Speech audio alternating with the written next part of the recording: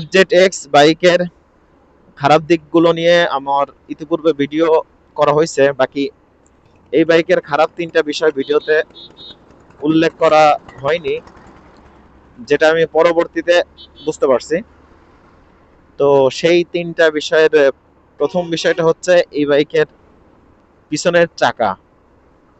এই বাইকের যে চাকা, আমি বাইক 20,000 কিলো রানিং, বাকি আরো প্রায় 3-4 হাজার কিলো আগে, অর্থাৎ 16-17 হাজার কিলোতেই মোটামুটি 80% আপনার ক্ষয় হয়ে গেছে। তো এত কম সময়ে এত দ্রুত আপনার চাকা ক্ষয় হওয়া, এটা আসলে স্টকের চাকা। সামনের চাকাটা অবশ্য ঠিক আছে, ওইটা কোনো অসুবিধা নাই, বাকি পিছনের চাকাটার এই অবস্থা। আর এই বিষয়টা শুধু যে এই বাইকে আমার এই মডেলটা এটা না, আমি আমার আর এক ফ্রেন্ড, মোট আমার পরিচিতদের মধ্যে হচ্ছে আপনার 3 জনের এই বাইক, যারা আমার পরেই কিনছে আর কি। তো মোটামুটি সবারই একই কমপ্লেন, দ্রুত চাকা ক্ষয় হয়ে যাওয়া। তাছাড়া ফেসবুকেও মোটামুটি দেখছিলাম কমেন্টে যে অনেকেই এই বিষয়টা নিয়ে আলোচনা করতেছে। তো এই জন্য এটা একটা বড় খারাপ বিষয়, FZX বাইকের একটা গুরুত্বপূর্ণ খারাপ বিষয়, যে আপনার পিছনের চাকা দ্রুত ক্ষয় হয়ে যাওয়া। তো এরপরে যে খারাপ বিষয়টা, সেটা হচ্ছে আপনার এই বাইকের আপনার কানেকশনে প্রবলেম। সেটা হচ্ছে আপনার সিগন্যালের যে সাউন্ড গুলো, অর্থাৎ বাঁশিটা লাগাইতে হয় পুপ পুপ করে। তো আমি 3টা লাগাইছি এখন পর্যন্ত, অর্থাৎ এই ডান বামে যে সিগন্যালের ইয়াটা, তো 3টার আপনার একটাও ঠিক মতো আপনার আমি চালাইতে পারি নাই।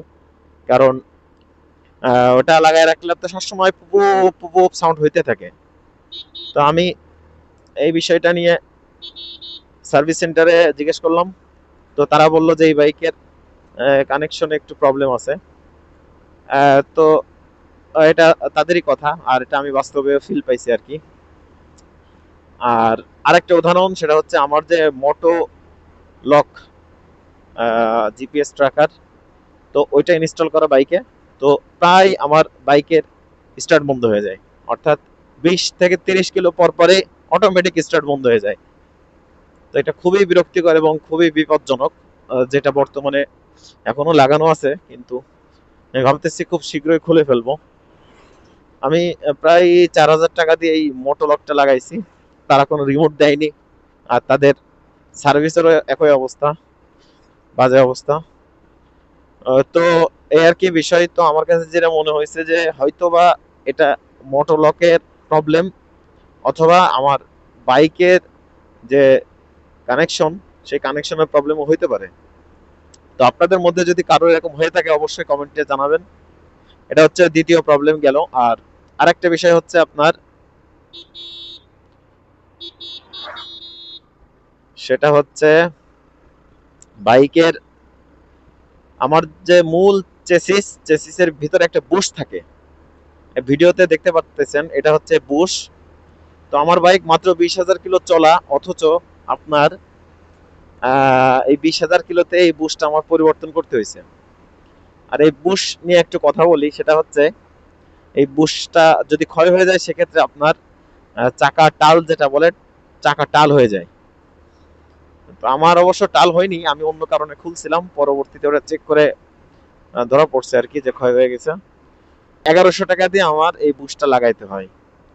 তো 20,000 কিলোতে যদি ইয়ামাহার মতো একটা বাইকে চেসিসের বুশ যদি 1,100 কিলোতে পরিবর্তন করতে হয়, এটা আসলে অনেক দুঃখজনক। এটা কার কেমন কতটুকু কি হয়েছে জানি না, বাকি এটা আসলে সাধারণত কেউ খুলে না, যার কারণে টেরও পায় না। আমি যেহেতু খুলছি, আমার ধরা পড়ছে আর কি। তো এটাই হচ্ছে আপনার এই বাইকের মোটামুটি 3 নাম্বার খারাপ দিক। তো এই বাইকের অনেক ভালো দিকও আছে, আসলে প্রত্যেকটা বাইকের ভালো মন্দ থাকে। তো যেহেতু আমি বাইকটা চালাচ্ছি দীর্ঘদিন, এই জন্য আপনাদের সামনে এই বাইকের খারাপ দিক এবং ভালো দিক উভয়টাই তুলে ধরি, যাতে করে নতুন যারা কিনতে চাচ্ছেন এদের জন্য সিদ্ধান্ত নিতে সহজ হয়। পাশাপাশি এই বাইক সম্পর্কে অনেকেই জানতে চান, তারাও জানতে পারেন, এই আর কি বিষয়। তো এটা হচ্ছে আমাদের যশোর নড়াইল রোড। আমি যশোর থেকে এখন নড়াইলে যাচ্ছি। তো রোডের কাজ চলতেছে, খুব শীঘ্রই এরকম মাওয়া হাইওয়ের মতো হয়ে যাবে আশা করি, কাজ চলতেছে। তো আজকের ভিডিওটা এই পর্যন্তই। ভিডিওটি কেমন লাগলো অবশ্যই কমেন্ট করে জানাবেন। আর এই এফজেড এক্স বাইক নিয়ে যদি কারো কোনো প্রশ্ন বা জিজ্ঞাসা থাকে সেক্ষেত্রে অবশ্যই কমেন্টে জানাবেন, আমি উত্তর বা ভিডিওর মাধ্যমে জানানোর চেষ্টা করব। সবাইকে অসংখ্য ধন্যবাদ।